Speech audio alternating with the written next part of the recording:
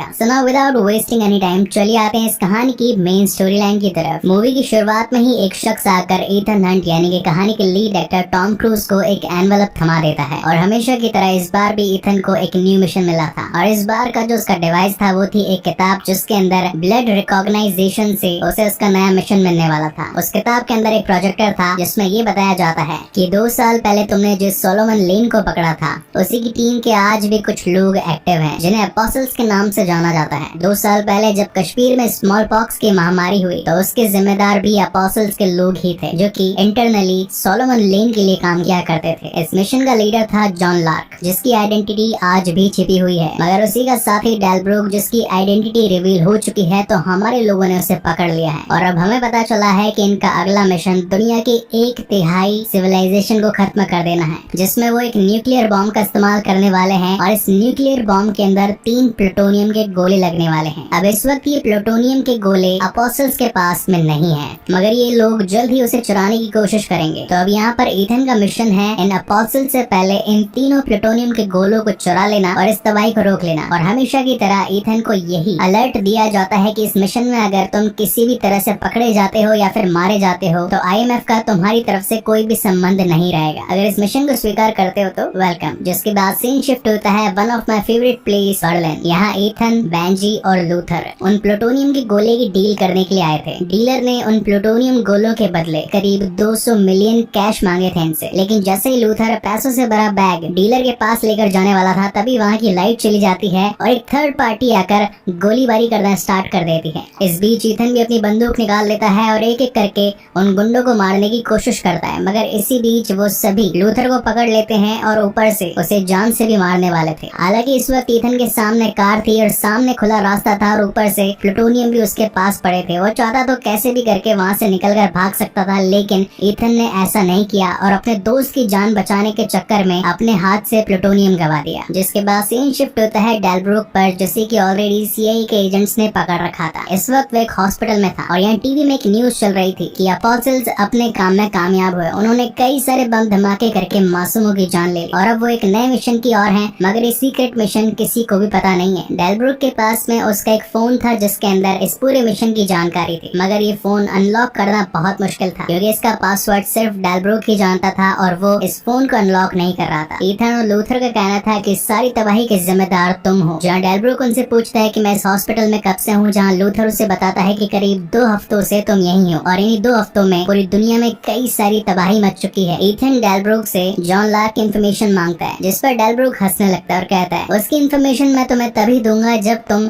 ये ऐलाननामा टीवी पर पब्लिकली चलाओगे। बेसिकली इस ऐलाननामे में ये लिखा था कि दुनिया में जितनी ज्यादा तबाही होगी उतना ही ज्यादा अमन होगा। ये एक बहुत ही कंट्रोवर्शियल न्यूज थी और इसे चलाने से दुनिया भर में दंगे भी हो सकते थे। हालांकि कोई भी इस बात पर एग्री नहीं होना चाहता था, लेकिन उन्हें जॉन लार्क की इन्फॉर्मेशन मिलना जरूरी था और वो फोन अनलॉक करना भी जरूरी था। इसी चक्कर में ईथन को अपने हेडक्वार्टर से कॉल करवाकर उस न्यूज रिपोर्टर को ये सारे PDF भेजने पड़ते हैं कि इसे पब्लिकली रीड किया जाए। और जैसे ही वो न्यूज रिपोर्टर उस न्यूज को रीड करता है तो डेलब्रूक हंसने लगता है और कहता है कि इस न्यूज की वजह से तो अब और भी ज्यादा बम धमाके होंगे, तबाही मचेगी और हम लोग हमारे मिशन में कामयाब होते जाएंगे। तुम्हें जॉन लार्क की इन्फॉर्मेशन चाहिए थी ना, लाओ फोन लाओ। और जैसे ही वो अपने इस फोन को अनलॉक करता है तभी हमें पता चलता है कि ये कोई हॉस्पिटल नहीं, ये तो CIA एजेंट्स का एक सेफ हाउस था जहाँ पर ये पूरा ढोंग रचाया गया था। हमने फर्स्ट वाली मूवी में भी देखा था कि कैसे लोग कमरों की डायरेक्शंस को चेंज करके उन्हें एकदम अलग बना देते हैं ताकि किसी को भी कुछ पता ना चले। ये सारा चाल ईथन का था और इसी के साथ हमें ये भी पता चलता है कि डेलब्रूक का एक्सीडेंट 2 हफ्ते पहले नहीं सिर्फ 1 घंटे पहले हुआ था, जिसे नशे की हालत में रखकर उन्होंने उसे ये बताया कि तुम 2 हफ्तों से बेहोश थे। और जो न्यूज रिपोर्टर न्यूज रीड कर रहा था वो था हमारा बेंजी, जिसे कि एक नकली मास्क लगा दिया गया था। जिसके बाद ईथन की मुलाकात CIA सेक्रेटरी हैनले से होती है और वो उसे बताता है ये जो प्लूटोनियम थे ये तुमसे चुराकर एक व्हाइट विडो का ग्रुप लेकर के गया है। ये लोग इस वक्त लंदन में है और तुम्हें जॉन लार्क बन करके व्हाइट विडो से मिलना पड़ेगा ताकि तुम उन प्लूटोनियम को वापस से सही हाथों में लेकर आ पाओ और यही तुम्हारा अगला मिशन है। इतने में वहाँ पर एरिका नाम की CIA चीफ पहुँचती है और कहती है कि मैंने गवर्नमेंट से ऑलरेडी बात कर ली है, इस मिशन को अकेला ईथन हंट नहीं करेगा क्योंकि वो जब भी जहाँ भी जाता है लोगों की जान लेता है और हर बार तबाही मचती है। इस काम में हमारा एक खास एजेंट वॉकर भी शामिल है। और यहाँ मुझे देखकर सचमुच बहुत खुशी हुई क्योंकि वॉकर और कोई नहीं बल्कि सुपरमैन हेनरी कैविल है, जिसे हमने जस्टिस लीग में और स्टैंड अलोन मूवीज में भी देखा है। तो पर्सनली ये जोड़ी इतनी तगड़ी थी कि मजा ही आ गया देखकर। और सच कहूँ तो इस कास्ट ने ही इस मूवी में जान फूंक दी है। Okay, so coming back to the main story, Ethan को हमेशा से ही किसी भी मिशन में अकेला काम करना पसंद था। कोई भी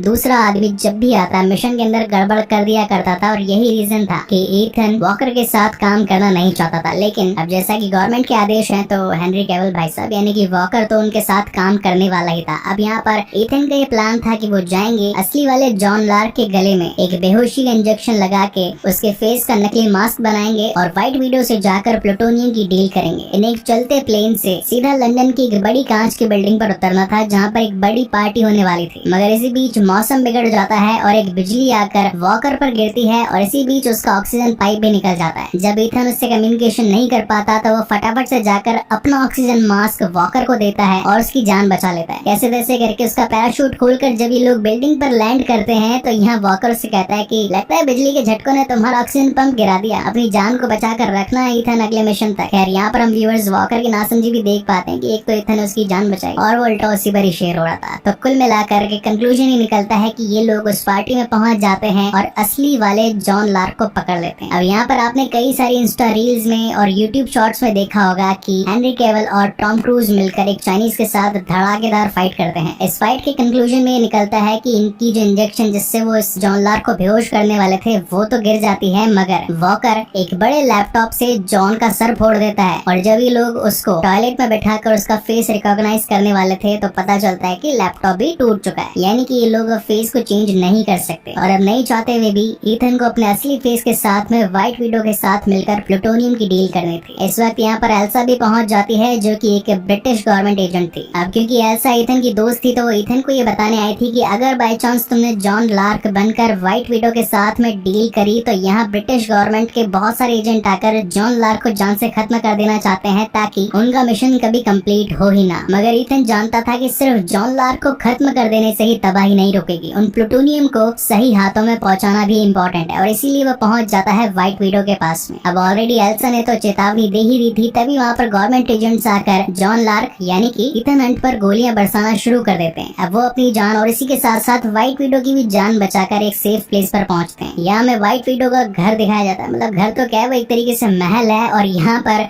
उसके सारे लीगल काम चल रहे थे। कोई बम बना रहा है तो कोई बंदूक बना रहा है, तो काफी सारे स्मगलिंग के काम भी चल रहे हैं। खैर व्हाइट विडो यहाँ पर ईथन हंट यानी कि जॉन लार्क को थैंक्स भी कहती है क्योंकि उसने उसकी जान बचाई, लेकिन धंधा धंधा होता है। अगर प्लूटोनियम चाहिए तो उसके बदले उसकी कीमत भी देनी पड़ेगी, और इस बार व्हाइट विडो की कीमत थी सोलोमन लेन। ये नाम सुनते ही ईथन हंट के चेहरे पर हवाइयां उड़ने लग जाती है, क्योंकि 2 साल पहले उसने बहुत मेहनत करके उसे पुलिस में पकड़वाया, और अब वापस से उसे छुड़वाना फायदे का सौदा नहीं था। लेकिन अगर दुनिया को बचाना है और प्लूटोनियम हासिल करना है, तो ये डील करनी ही थी। अब बेसिकली यहाँ पर इस काम में ईथन हंट को एक बड़ी टीम लगने वाली थी, जिसमें व्हाइट विडो उसकी मदद करने वाली थी। लेकिन ईथन ये बात जानता था कि इसके लोग नासमझ हैं, बिना बात गोली चलाने में हिचकेंगे नहीं, और इस बीच काफी सारे पुलिस वालों की और आम पब्लिक की जान चली जाएगी। तो नेक्स्ट डे जब पुलिस वाले सोलोमन लेन को एक जेल से दूसरी जेल में ट्रांसफर करने वाले थे, तो यहाँ ईथन व्हाइट विडो के सारे गुंडों को एक ट्रक में पटककर दूसरी सड़क पर छोड़ देता है, और खुद ही सोलोमन लेन को अपने टीम मेंबर्स यानी कि लूथर और बेंजी की मदद से छुड़वाने की कोशिश करता है। And as usual mission impossible की मूवी है, तो bike chase, car chase, road पर बड़े धमाके और इसी के साथ तगड़ा एक्शन तो नेसेसरी है। तो बहुत सारी मार कुटाई के बाद में कार को इधर उधर दौड़ा के ईथन बचा लेता है सोलोमन लेन को, और उससे पहुंचने लगता है अपने सेफ प्लेस पर। लेकिन तभी वहाँ पर एक शूटर आकर सोलोमन पर गोली चलाने लगती है, और वो और कोई नहीं, वो होती है एल्सा। खैर एल्सा ने उस पर गोली क्यों चलाई वो मैं आपको आगे बताऊंगा। अब बात आती है ईथन और ईथन की टीम पर, जहाँ ये लोग सोलोमन लेन को अपने एक सेफ प्लेस पर लेकर आ जाते हैं, और सबसे पहले गवर्नमेंट का लगाया गया ट्रांसमीटर निकाल कर खुद का ट्रांसमीटर गले में फिट कर देते हैं। और अब बारी थी व्हाइट विडो के साथ डील की, यानी कि सोलोमन लेन को देना और तीनों प्लूटोनियम के गोले लेना। मगर इस पूरे चेस के अंदर व्हाइट विडो के काफी सारे लोग मारे गए थे, जैसे कि मारा गया था उस बाइकर यानी कि एल्सा की वजह से। तो व्हाइट विडो कहती है कि मेरी प्राइस अब बढ़ चुकी है, उन प्लूटोनियम के बदले तुम्हें सोलोमन लेन भी देना होगा, और इसी के साथ साथ उस किलर को भी मेरे पास लाना होगा जिसने मेरे लोगों को जान से मारा। इसी बीच ईथन का पीछा करते करते एल्सा वहाँ पर पहुँच जाती है। तो ईथन एल्सा से कहता है कि आखिर तुम सोलोमन लेन को मारना क्यों चाहती थी, अगर वो मर जाता तो मैं प्लूटोनियम की डील नहीं कर पाता। जहाँ पर एल्सा बताती है कि मैंने सोलोमन के साथ में करीब 2 सालों तक अंडरकवर रहकर काम किया, सिर्फ उसका विश्वास विश्वास जीतने के लिए, मगर आज पुलिस मेरे ऊपर विश्वास नहीं कर रहे। उन्हें ये लगता है कि मैं आज भी अपोस्टल्स का हिस्सा हूँ और मैं एक उग्रवादी हूँ। अगर मैं हमारी गवर्नमेंट के लिए सोलोमन लेन को खत्म कर देती हूँ तो मेरे ऊपर से लगे हुए चार्जेस सारे के सारे हट जाएंगे, और यही रीजन था कि मैं सोलोमन लेन को जान से मारना चाहती थी। लेकिन ईथन उसे विश्वास दिलाता है कि मैं तुम्हारे ऊपर लगे हुए सारे चार्जेस भी हटा दूंगा, मगर इस वक्त मेरा सबसे मेन काम है उन प्लूटोनियम के गोलों को हासिल करना, जिसमें अभी मुझे तुम्हारी मदद चाहिए। व्हाइट विडो ने सोलोमन लेन और इसके साथ तुम्हारी डिमांड करी है, तो तुम्हें मेरे साथ में व्हाइट विडो के पास चलना पड़ेगा। मीनवाइल सीन शिफ्ट होता है उनके सेफ प्लेस पर, जहाँ इस वक्त CIA सेक्रेटरी हेनले भी पहुंच चुके थे, और उनका ईथन से कहना था कि तुमने अगेन अपनी मनमानी करना शुरू कर दिया। क्या तुम्हें पता भी है इस पूरे कांड में कितने सारे पुलिस वाले और आम सिविलियंस की जान गई, और अगर हमने सोलोमन लेन को आजाद छोड़ दिया तो फिर न जाने कितने लोगों की जान जाएगी। ईथन का कहना था कि सर इस वक्त सबसे इम्पोर्टेंट मिशन प्लूटोनियम है, अगर वो एक बार हाथ में लग गया तो इस सोलोमन लेन को तो हमने पहले भी पकड़ा था, हम फिर से पकड़ लेंगे। मगर हेनले इसकी बात नहीं मानता और जोर जबरदस्ती करने लगता है। इसीलिए ईथन बेंजी को सोलोमन लेन बनाकर व्हाइट विडो के पास भेजने वाला था, और असली वाले लेन के पास में वॉकर को छोड़ दिया जाता है ताकि वो उस पर नजर बनाए रखे। अब यहाँ पर इस कहानी का सबसे बड़ा प्लॉट रिवील होता है कि असली जॉन लार्क और कोई नहीं बल्कि वॉकर ही था, जिसने अपनी आइडेंटिटी इतने टाइम से रिवील नहीं करी थी, और ऊपर से वो CIA के अंदर बैठकर इतने सारे लोगों की जान ले रहा था। मगर यहाँ कहानी में एक और ट्विस्ट भी आता है। कुर्सी पर बैठा सोलोमन लेन असली वाला नहीं बल्कि वो बेंजी था, और ईथन जिसको लेकर के गया था वो वाला असली था। एक्चुअली ईथन को पहले से ही वॉकर पर शक था, लेकिन अपने शक को यकीन में बदलने के लिए उसने ये चाल चली। अब जैसे जैसे सारे राज खुल रहे थे तो फाइट होना तो लाजमी था, तो कुल मिलाकर यहाँ पर इस फाइट में CIA सेक्रेटरी हेनली को चाकू लग जाता है, और वहाँ से जॉन निकलने में कामयाब हो जाता है। मगर अच्छी बात ये थी कि जॉन के भागने से पहले लूथर ने उसके गले में वैसा ही एक ट्रांसमीटर फिट कर दिया था जो कि उन्होंने सोलोमन लेन के गले में लगाया था। अब जैसे जैसे जॉन आगे भागता जा रहा था, पीछे पीछे ईथन भी उसे पकड़ने के लिए आ रहा था। अब यहाँ पर बहुत लंबा चेज होता है, कभी ईथन को पकड़ने के लिए पुलिस आ जाती है तो कभी उसे मारने के लिए गुंडे वहाँ पर आ जाते हैं, ताकि जॉन वहाँ से निकलकर उस प्लूटोनियम की लॉन्च लोकेशन तक पहुँच सके। अब इस पूरे चेज में ईथन की मदद करता है बेंजी, जो कि जॉन के ट्रांसमीटर को ट्रैक करता जा रहा था और ईथन को सारी लोकेशंस बताता जा रहा था कि लेफ्ट मोड़ो, राइट मोड़ो, जंप मारो या फिर ऊपर चढ़ो। At the end Ethan John तक पहुंच तो जाता है, और जॉन के पास में भी मौका था उसे जॉन से मार देने का, मगर वो ये चाहता था कि जब ये सारा ब्लास्ट करे तो ईथन जिंदा रहे और अपनी आंखों से दुनिया की एक तबाही सिविलाइजेशन की मौत को देखे। अब यहाँ से होता है कहानी का सबसे ज्यादा इंटरेस्टिंग पार्ट, क्योंकि सोलोमन लेन भी छूट चुका था, ऊपर से जॉन लार्क के पास में प्लूटोनियम के तीनों गोले भी आ चुके थे, और ये लोग इस वक्त थे इंडिया के कश्मीर में, जहाँ से न्यूक्लियर एक्सप्लोजन होना था। अब क्योंकि जॉन के गले में ट्रांसमीटर लगा था तो उसका पीछा करते करते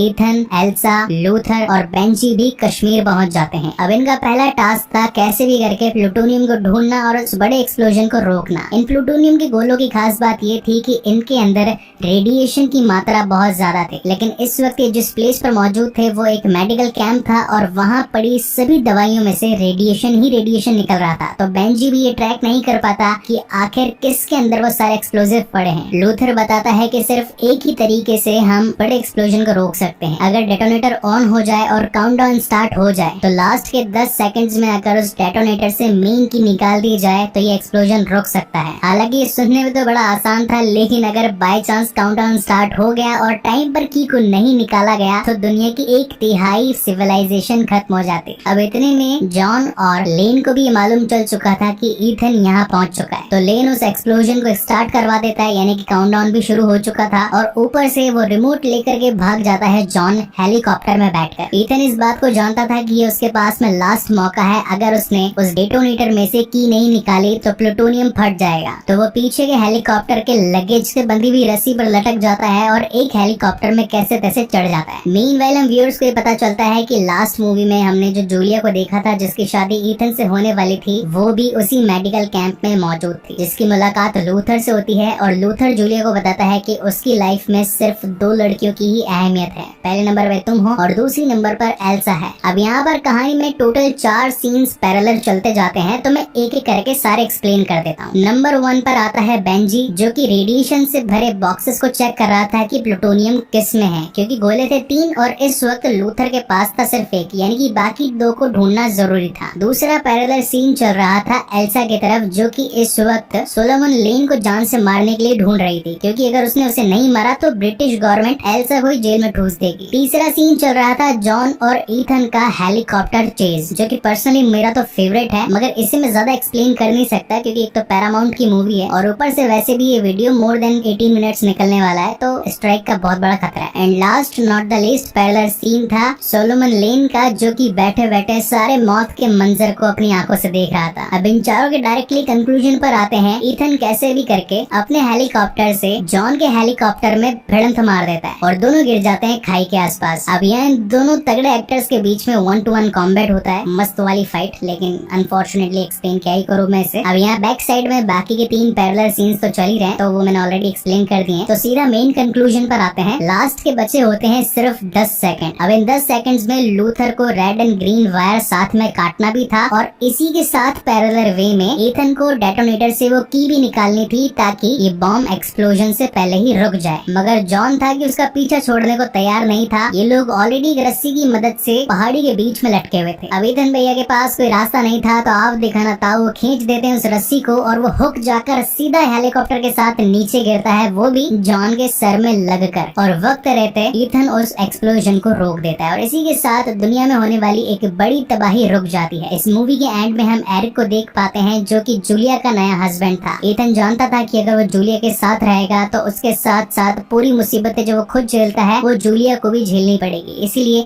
इन दोनों ने अलग होने का डिसाइड कर लिया था। लेकिन अब उसकी जिंदगी में दूसरी औरत यानी कि एल्सा भी आ चुकी थी, तो यहाँ से अब इनकी नई लाइफस्टाइल स्टार्ट हो जाती है और इसी के साथ ये बेहतरीन मूवी यहीं पर खत्म होती है। आई होप गाइस कि आपको ये पूरी एक्सप्लेनेशन पसंद आई होगी और यहाँ पर पूरी मिशन इम्पॉसिबल की सीरीज भी खत्म हो चुकी है। जैसी आपकी डिमांड वैसा मेरा काम, यानी कि हमारा मोटिव यहाँ पर खत्म होता है। तो मेरी डिमांड ये है कि जाते जाते चैनल को सब्सक्राइब जरूर करना और मूवी कैसी लगी वो भी कमेंट सेक्शन में जरूर बताना। अब जैसे ही इसका 7th पार्ट आएगा उसका एक्सप्लेनेशन भी HD क्वालिटी में टॉप वीडियो क्लिप्स के साथ आपको मिल जाएगा। तब तक के लिए keep watching and stay safe. मिलते हैं अगले वीडियो में।